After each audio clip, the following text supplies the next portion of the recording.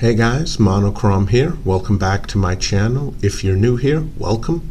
Genuinely good to have you. Today we're going to take a look at another item that was recently discontinued. I know, I seem to be doing quite a few of these videos. Now, unlike some of the recently discontinued EDC items or items that would be useful in your bug out bag or get home bag, this particular one is an item I'm not too upset that it got discontinued, and I'll tell you guys why. We're taking a look at the Tops Knives TIBO, or possibly it's pronounced TIBO. This is basically a very large neck knife made by the Tops Knives company, and it really is pushing the upper limits of what is acceptable for neck carry. At an overall length of, according to my measurement, 6.5 inches from tip to the very back of the skeletonized handle, that's 6.5 inches overall length. That is boot knife territory, where it's more acceptable to have a long fixed blade knife with a skeletonized handle, or maybe with extremely thin handle slabs. You've got your neck knives, which are small fixed blade knives, usually with skeletonized handles or with generally skinny handle scales if they do have them. And then if you want something bigger, it's going to be boot knife territory, where once again you typically have skeletonized handles or very thin handles overall, and you can get away with a longer overall length. Now, the Tops Knives TIBO definitely fits into the boot knife territory, and I'd say it's trying to masquerade as a neck knife. Now, if you're going to carry a large neck knife on the outside of your jacket or coat when you're out in the wilderness, that's fine. But for something that you're trying to conceal underneath a jacket or a sweater or a sweatshirt or even a dress shirt, it really is pushing the upper limits of neck knife territory, and honestly, not doing a good job of masquerading as a neck knife. But let's take a closer look. So this comes in a heavy-duty plastic open top bag with a certificate of authenticity and the usual Tops Knives flat whistle that makes choo-choo train sounds. I've demonstrated that in other videos, and I even made a video that shows how you can use that particularly odd whistle to your advantage in a bug out situation with your group. So this is the rest of what you get in the bag. You get this heavy-duty bead chain. You get this Kydex neck sheath. That's a fold-over design. Now, as you can see, for some odd reason, it has 5 holes, but only 3 of them have grommets, which to me is a little weird, but okay. And let's take a closer look at the knife. Okay, comes out rather easily from the sheath. Now, those of you who have seen my SE Knives Kangaroo video, you'll notice that the blade on the Tops TIBO, designed by Brian Griffin, the blade shape is very similar to the Kangaroo, but the handle length is definitely longer, with an actual finger groove here.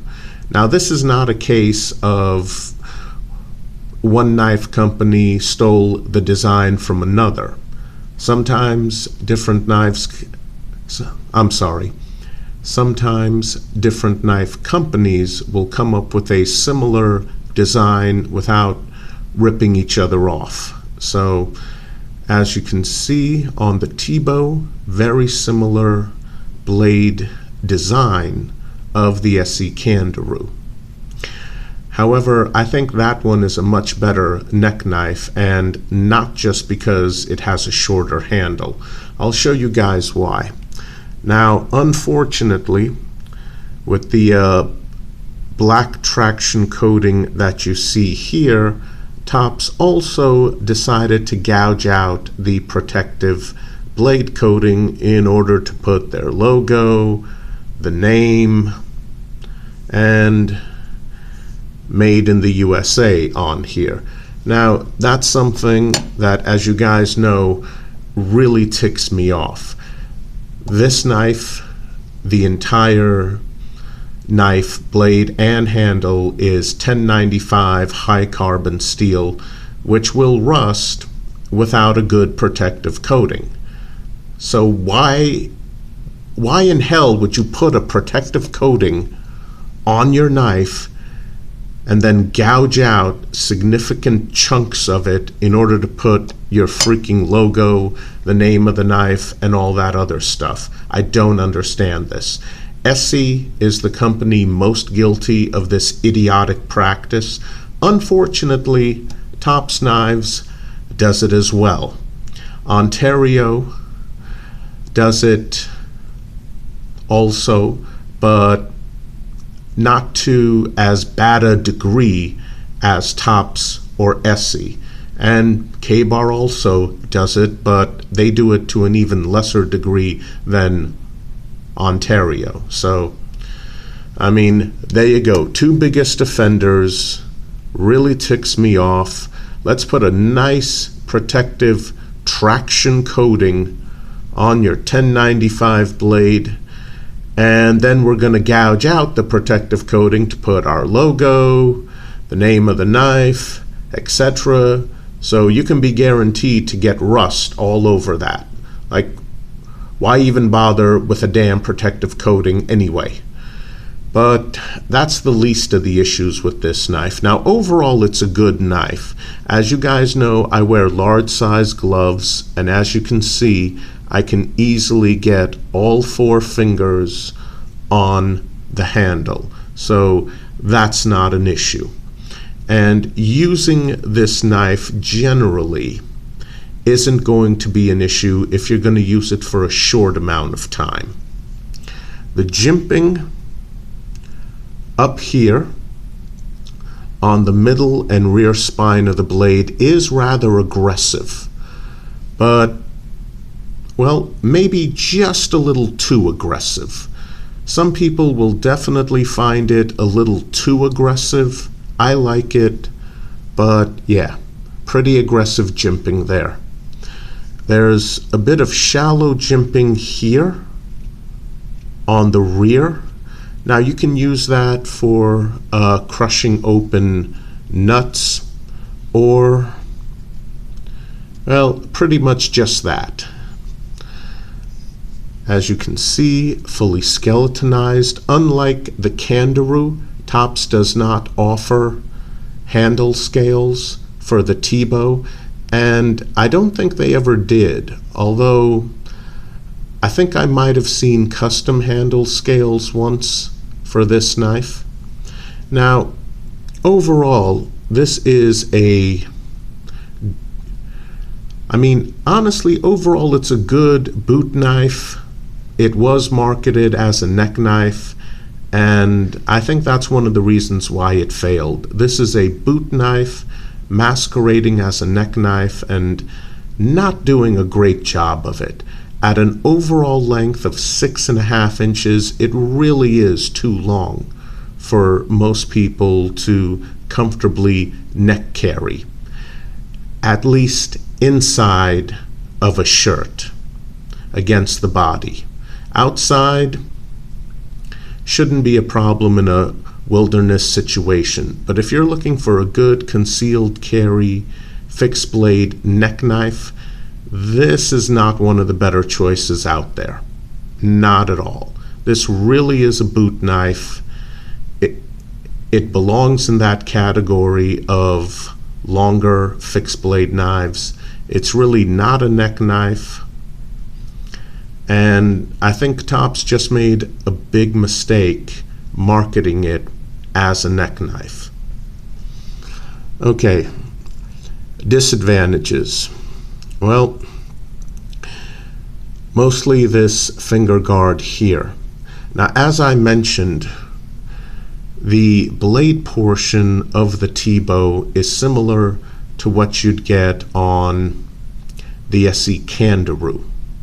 The handle on the Kangaroo is shorter, and it doesn't have this finger groove here. And that's a good thing, because this portion down here, that is quite sharp. That causes a hot spot. Like I said, if you're just going to use the knife for a while, it's not a problem. Extended use, especially in the outdoors, that's going to be an issue. It is, because that portion right there at the bottom, that is a really aggravating hot spot. That is sharp. What's even worse is, for some bizarre reason, and it's absolutely unnecessary when you have a finger groove this size and shape with jimping along the spine of the blade, absolutely unnecessary. Why Tops decided to put it there, I have no clue, but as you can see, there's some shallow jimping on the inside of the finger groove. Why? Why did they do this? I have no clue, because in extended use, that is another hot spot. It's just going to get painful using this knife in the great outdoors for what you would typically use a neck knife for. And yeah, just bearing down on that finger groove is painful. It's painful. It's actually more painful than this sharp little portion here. So Tops put this sharp little portion here. That can be forgiven. The problem, though, is the jimping on the inside of the finger groove. You normally don't see that on knives that have finger grooves, and the reason why you don't see that is because when you're trying to get a good solid grip and you're bearing down on that finger groove, yeah, the jimping inside of it isn't going to do anything except become painful. I mean, if you're a masochist and you enjoy pain, this might be the best neck knife, boot knife masquerading as a neck knife for you. Seriously, this is just ridiculous. I can forgive this small portion here, this basically horn on the bottom, for being sharp. That can be forgiven, but the jimping on the inside of the finger groove, it's like, did anyone at Tops Knives actually hold this knife in hand and use it in a simulated survival situation in the great outdoors? Did anyone at Tops Knives actually hold this knife in hand and bear down on it and try to use it. I'm doing this right now, and okay, no. I was doing that right now, and I'm in a ton of pain. Look at that. It actually left indentations on my finger. Absolutely ridiculous. And I can still feel it. This is just a very, very poorly designed finger groove. The rest of the knife is okay. This finger groove, one of the worst designed finger grooves I have ever used on any knife, not just the ones in my collection. I mean, like I said, the Tops TIBO was discontinued several months back, so you should be able to find it at a few online shops here and there. You should be able to find it easily on eBay. It's not like it's been discontinued for a few years, it's only been a few months. And honestly, unlike a lot of recently discontinued items which I featured on my channel, I'm really not sorry to see the Tops TIBO go. I mean, it's just one little detail, one tiny design element can sometimes make or break a knife or a flashlight or pretty much any EDC item. And on the TIBO, that horribly designed finger groove definitely breaks it. Along with the fact that Tops tried to market a boot knife as a neck knife. I mean, if you like the overall blade shape of the TIBO, I highly recommend getting an SE Kangaroo instead. It's not a bad boot knife overall, but this is not something that you want to put through any heavy or extended use in the woods as a backup neck knife to a larger fixed blade knife. As a self-defense boot knife with maybe a custom Kydex sheath, I think this could work. But as a neck knife, no. As usual, specs in the description box below, but it's just too big to work as a neck knife, carried concealed underneath a shirt, and that finger groove really ruins it. Seriously, take a look at the SE Kangaroo if the Tops TIBO interests you. And yeah, very recently discontinued. And quite frankly, I think that was a good decision by Tops Knives. Now, credit where it's due. You do get the typical Tops Knives quality built into this knife. So it's definitely a quality knife. The Kydex neck sheath is also a quality sheath. But just because something is high quality or good quality doesn't mean it's going to be a winner. I think Tops Knives made the right decision by discontinuing the TIBO. And quite frankly, I can see why it wasn't a very popular model in their lineup with most folks. Okay, guys, that's it for today.